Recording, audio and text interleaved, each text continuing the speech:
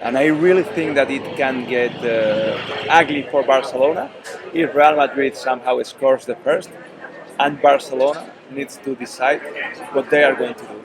If they are going to attack Real Madrid, if they are going to play up front, if they allow spaces to Real Madrid to attack, I think they can be in deep water.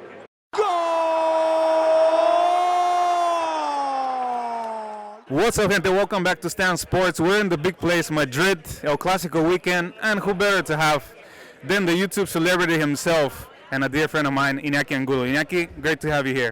Yeah, happy to be with you, always catching up after a while in your new life in Valencia. We miss you here in Madrid, but El Clasico is a good reason to be back. And yeah, let's do it, man. Let's break this down. Listen, if you're living under a rock, Iñaki Angulo has the biggest channel on YouTube in terms of Real Madrid, in terms of Spanish football. Go check him out. And journalist, podcasts, you name it. This guy is the man, the go-to man for La Liga content. Let's go straight to it. Listen, I think you're a bit of an optimist. You have to be, right, before this game. Looking at, we have, I think, the perfect scenario. Both teams locked at the top of La Liga, 22 points. Haven't lost, both teams. But I don't know, I have a little bit of a sensation that Barca is not coming at a good time. We saw them in Europe midweek. What's your kind of first feeling before this game? Real Madrid is a different animal. And I think the biggest concern for Barcelona is that they can't compete in big games. I mean, they struggled last year. They've been struggling in the previous years, especially in the Champions League. Apart from that Clasico, the 0-4 here in the Bernabeu, they've lost 5 in a row against Real Madrid. And this year, under a new system, new players, new culture, they've been beaten by Inter and Bayern. And I do think that Real Madrid is, as I told you, a different animal. I think Real Madrid is way better than Bayern, than this Bayern, especially than this Inter. And I think that the biggest concern for Barcelona is about the matchups. I mean, I can see mismatch build for Barcelona because what are they going to do in defense, for example? And the worst thing for Barcelona is that their weaknesses match up pretty bad with Real Madrid's strengths. For example, in the right, what are they going to do? We are recording this less than a day before the Clasico, and apparently Xavi is thinking in using Balde as a right back, so out of position against Vinicius. But I mean, Xavi is struggling, and I don't think Xavi is part of the solution of this Barcelona going forward. But I don't think he's a stupid guy. And if he's come to the conclusion that Balde, out of position, in the biggest, it can't get any bigger than El Clasico, is the best solution, I mean, you're in deep, deep trouble. Wow, I didn't know that. I thought he's going to go with Sergio Roberto maybe. That's Yeah, it's even worse. I agree with you. Big mismatch. I think a bit of a good news for Kounde coming back into the squad. He's a good player. He's I don't know if he's going to be 100%, of course. That's the problem. He can't be at 100%, but they need him back. I mean, the thing is, he needs to weigh a couple of things. Is, let's say, 70% Kounde better than 100% Piqué, Sergio Roberto if he plays Kounde in the right? If the answer is yes, he needs to go with Kounde. A relapse might happen because, I mean, any muscular injury, there's something you need to be worried about. But I mean, yeah, they need him. Araujo is arguably the best defender they have. He's off the charts good, physically especially, and they're going to miss him heavy against Vinicius especially. He's been one of the players that has been able to contain or limit Vinicius somehow. And yeah, that absence is huge for Barcelona. And for me, the things about the matchups and the rhythm Real Madrid can impose, the players Real Madrid can enter deep in the game from the bench, I do think that Real Madrid is the better team. I don't know if they are going to win, they should, but they're definitely the best football team. Yeah, you mentioned that game in the spring. Very different game than what we see tomorrow. I think very different squad from Barca. Only a few players played in that match. And on Real Madrid side, though, a debut as well in El Clasico for Lunin. How do you see that? Because it was mentioned in the press conference. I think Xavi mentioned, we're going to try to shoot outside the box, try to exploit that fact. Do you think that presents a bit of a weakness for Real Madrid? Yeah, maybe I think I've downplayed that point because I haven't talked much about Courtois or about Courtois not playing this day. I mean, he's the best goalkeeper in the world. He's the main reason, maybe, why Real Madrid won last year big time in the Champions League and in La Liga. And that absence is huge for Real Madrid. Lunin, I think he's good. He's been playing 4 games in a row. He might be a little bit weak in the aerials, and that might be a problem tomorrow. But we'll see what happens. I mean, you can't ask for anything bigger than the opportunity Lunin has ahead of him tomorrow. This is a game that can alter the perception we and the world of football has towards Lunin, and it can alter and change his career. He's not going to play in Real Madrid because Courtois is a lock. I mean, and he's going to be around for years. But if somehow tomorrow Luis is able to put together a great performance against Barcelona, he's going to turn a lot of heads, and the world of football is gonna say, this goalkeeper, we might give him a shot. It's easier said than done. It's going to be a factor. I hope that Ancelotti helps him with the defenders he picks. But yeah, it's a devastating loss for Real Madrid and a big opportunity for the Ukrainian kid. Yeah, absolutely. Huge challenge for him. He already showed he can keep a clean sheet against Getafe. Speaking of individuals, I want to ask you about Tchouameni and his first season in Real Madrid, slotting in that first team. Doesn't look like a new signing. Looks like he's been playing there for years. How do you see the Frenchman in the middle of the midfield, and how important is he going to be to win that midfield battle against, an arguably one of the strongest probably side of Barca is this kind of Pedri and Gavi little partnership that they have that seems to be working, even though they haven't been getting the results in Europe lately. Yeah, I mean, I think changing Casemiro for Tchouameni is a masterpiece of Florentino Perez as the president of Real Madrid. The impact of Tchouameni, the immediate impact Tchouameni has had is huge. I mean, he can do everything. I mean, the physicality he brought to the team is huge. I mean, it's not even fair to compare him with Casemiro in October of 2022. Casemiro is a legend, but this kid is maybe the best number 5 in the world. I think he's a fucking freak. Yeah. I mean, the things he can do are huge. I mean, because he can break plays, he can win tackles, win duels, aerial duels. I mean, he's absolutely a great player and a great addition. And with the ball, he's better than Casemiro. And I think that tomorrow is his first Clasico, and I think that he's the kind of player that steps up his game in this spotlight. And yeah, I think he's great. And that's another part of the analysis. I do think that Real Madrid is going to start 4 midfielders. I think he's going to split the baby, as I say, and he's going to send Valverde to the right, and he's going to field Modric. And I think that, yeah, Pedri he's an elite player. There's no other way to say it. Some Real Madrid fans needs to put this behind. He's an elite player. He's that good. I have doubts with Gavi. He's not elite yet. He has the traits. He has the understanding of the game. He's skilled, but I think he's one season away from being what they think Gavi is right now. And Busquets is a weakness of the team. Yeah. And especially, we go back to the matchups thing. This is a game of matchups, football. And I do think that triangle Real Madrid can put together with Militao, Tchouameni, and if they play Rudiger, if you compare that with the other trio, with Eric, Piqué, and Busquets, that's a huge weakness. And especially, I think that Real Madrid can outplay Barcelona in the midfield if Cruz is playing maybe arguably the best football of his career. I think he's as healthy as he's been in this stretch of his career, and he's dominant with the ball. I mean, he's one of the main points of the success of Real Madrid, and the physicality and Valverde and Tchouameni, they're all over the place.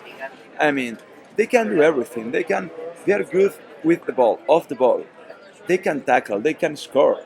They are so disruptive in both ends because they are elite players defensively. And Valverde is a disrupting player. He can wreck any defense, any system, especially attacking those from behind. So, I mean, maybe I'm a little bit. I don't think I'm overthinking this. I think Real Madrid is the better football team. I don't have the word to say it. I don't think it's cocky. I don't think I'm biased. You go line for line, more talented, more depth, and more differential players. Apart from Lewandowski, anything can happen. This is football. But I can see Vinicius winning the game for Real Madrid single-handedly. I can see even Valverde winning the game single-handedly. But I can only see Lewandowski doing that. I do not trust Rafinha. I do not trust Dembele as top-notch players, as off-the-charts players. They aren't that kind of players. I think also the statistic that everyone throws around that Barca's only conceded one goal in La Liga is a little bit deceiving. In the last few games, against Mallorca, against Celta, if it wasn't for Saint Ter Stegen, saving miracles, I think Barca should have conceded in those games. And in Europe, we've seen against better opposition, when they actually faced good teams, they've conceded goals. And as you say, I think it's just the realistic analysis, looking at both teams and the mentality. Because let's be honest, Real Madrid has a killer mentality, and it's something that they prove time and time again. They already won a derby this season against Atletico. So in those games, they just have the patience. And I think another point was brought in something in the press conference that in the second half, Real Madrid shows up. I think they're athletically better than any team I've seen this season in La Liga. And the second half is actually coincides with Barca's weak point, because Barca starts games well, but as we saw against Inter, is very vulnerable in the second half. Yeah, I think, again, Real Madrid, Barcelona haven't seen anything like this Real Madrid, because Bayern is not that type of team. And yeah, I think that I usually compare this Real Madrid version with the NBA playing Europe like 20 years ago. I was going to say they outplayed them, but I think it's fair to say that they would kick their asses. Yeah, I think it's more realistic saying that. And yeah, I think that Real Madrid has that because they had some freaks. For example, Tchouameni is a freak. Militao is a freak. If they play Rudiger, he's another freak. Valverde is a freak. I mean, they are special human beings from the physical standpoint. And then they can bring elite players. They can bring starters from the bench. Because Rodrigo, we've seen him being as decisive as it gets in the main stages of the Champions League. And Camavinga is another player who can do everything. He's playing a little bit out of position. He needs to define his role. It's part of the process. I think he's in that process. Camavinga might be 1 year away from being what we think he is right now too. I need to be fair with that. But yeah, I think it's key how Ancelotti is going to handle this well. Because sometimes I think he's being a little bit lazy with the changes. I think he needs to pull the trigger a little bit earlier sometimes. I think Real Madrid gradually takes the control of the games. But sometimes I'd love to see Ancelotti intervening earlier in the games. Because I do think that that's a fair point and a key point.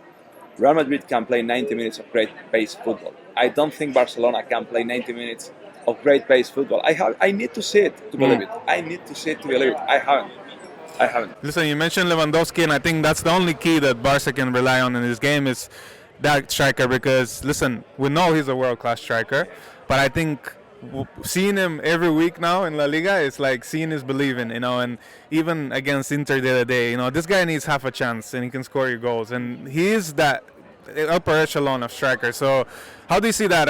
Obviously, that duel as it's kind of matched up to be Benzema on one side. We know he's come back from injury. He's been a bit rusty. He missed the penalty against his kind of he's doomed against Herrera. It seems. Kryptonite. Yeah, kryptonite. That's a good word. And he hasn't had a goal since. You can see just lacks a bit of confidence, maybe a bit of sharpness. How do you see this duel between those top two strikers? I want to talk about Benzema because maybe that's another point we are missing a little bit, and he's off. He's not playing good. I think there's been a few things going against Benzema. I mean, he didn't participate in the preseason tour. He arrived 10 days later, and I think that he paid that early in the season. Then he got injured. He came back. I don't like how they handled it because he played back-to-back games of 90 minutes. Then he had to stop against Getafe, and he played another 90 minutes at Shakhtar. So I think he's off. Right now he's missing a lot of chances. He has lost. I think that's. I'm not worried about this part of his game, but he's off. He can't score right now. He needs like 3 or 4 clear chances. So I'm a little bit concerned about Benzema, but I think he can do a great game tomorrow. But yeah, we'll see how the season unfolds. Because at what point do we start to worry a little bit about Benzema? Maybe Father Time is catching up. I don't know. But Lewandowski going to the other side. He's an elite player. He's one of the best strikers in the world, and he's one of the best players of this generation. He's the only elite material that Barcelona has up front. And yeah, I do think he's the reason why Barcelona is competing. He's bailed them out a few times this year. For example, in Mallorca, they don't win without a player like Lewandowski. The other day, they don't score 3 without a player like Lewandowski. So that's he alters the floor of Barcelona, and he's the player why they are going to achieve 94 plus points in this La Liga. Tomorrow, I think that Ancelotti, if I were Ancelotti, I would start Rudiger. I think that the other day he scored a great header against Inter. That's one of the strengths of Lewandowski's games. And Barcelona is crossing a lot. They are the 8th team in La Liga in crosses with 18 per game. They have 81 crosses in the double matchup against Inter. And it's pretty clear. Numbers don't. And they used to say Real Madrid is cross and inshallah. You know how it works. You know the narratives. Narratives are bullshit in football, the majority of them. But I do think that it would be a big mistake, and it would be not helping his team if Ancelotti doesn't start Rudiger. I'm going to toss you a couple of facts. I love big data sometimes, to use big data to analyze football. Alaba wins 45% of the aerial duels. Rudiger wins 75% of aerial duels. I mean, you have a weakness, but you can translate that weakness in a strength. And I do think that you need this against Lewandowski. Rudiger is a freak. He wins duels. He's intimidating. I mean, you see his face, and you might win. You might beat. Especially with the mask that he's going to be wearing. You know that you are going to have a rough day if you see this fucker out there. So I would start him because again we go back to the matchups thing. This is a game of matchups. I'm not talking about a major change. I'm not saying that I want Rudiger to play every single game. I don't take him this decision of this process of thinking going forward. But for tomorrow, I mean, you have a key player in that position. He wins duels, and today he underlined that Ancelotti in the press conference. So he might break his duo of defenders. The thing is, I mean, we know how Carleto handles the politics of the sports. He has a huge respect for hierarchy. So I'm concerned, but I would love that. I do think that if he does that, I will say no matter how it ends, I will say I think he's making decisions, and you get paid as a manager to make decisions. They've brought him one of the best defenders in the world. He has for free. 10 defenders, true. Three top 10 defenders in the world. You need to shuffle them up, and you need to put together the best lineup you can. And I do think that there's no best lineup. It can't be the best lineup of Real Madrid if Rudiger is out of the seat tomorrow. Yeah, I won't be surprised to see that. I think Alaba's versatility allows for that as well, because you can afford him to put him on the left. And Not tomorrow. No? It's not going to happen? No. So Alaba on the bench for you? That's my call. I know it's a tough one. Yeah. He's been here only for a year, but he's one of the leaders of that team. He's a special player because, having said that, he's the kind of player that ups his game in a game like this. And he's a leader, and he's quite balanced. He's experienced, but Rudiger is experienced too. But I think it's a tough decision for Ancelotti. But yeah, this time I would do it, but to the bench. I think Mendy should play. I don't think Dembele is a player to call home about, but I think that you need a shutdown left back against him, or Rafinha. And Mendy is elite in that department of the game. I'm against the narratives of Mendy Mafia, as you can tell. But no, tomorrow I think that Mendy is a lock in the starting lineup for Real Madrid against this Barcelona side. You need elite players. You need. When I mentioned the freaks of this team, of course Mendy is another freak. I want fucking freaks in my team. I want these suckers in my team. I want them to intimidate this Barcelona side. I want them. I want these guys kicking ass and winning duels and taking names all over the place. Yeah, absolutely. I want them. All right. Well, listen. I know you're optimistic, as you should be. As we said, I think it's a realistic view. As we said, Real Madrid is gonna, it's perhaps gonna win those duels. You don't have someone to deal with Vinicius, which is the biggest kind of, for me, key for this game. What's your score prediction? I went on a few videos I've done this week. I've gone for 3-1. Basically what you said. I just see that Real Madrid is superior. They're playing at home. A Barca that's finally, I think, gonna get found out in La Liga, something that's happened already in Europe. So yeah, 3-1 for me. What about you? That's my call. I said that on my podcast. I said that yesterday on ESPN. So I'm not going to change. I do think that Real Madrid wins 3-1. And I really think that it can get ugly for Barcelona if Real Madrid somehow scores the first, and Barcelona needs to decide what they are going to do. If they are going to attack Real Madrid, if they are going to play up front, if they allow spaces to Real Madrid to attack, I think they can be in deep water. All right, perfect. 3-1. All right, we have it on record. So, Iñaki, thank you so much for coming on Stan Sports, giving us your precious opinion. Go to Iñaki Angulo TV for more coverage on Real Madrid. And that's it. Keep it locked on here. Subscribe and like Stan Sports. We're going to be at the Bernabeu on Sunday, so we're going to see it firsthand. See you later from Madrid. Ciao.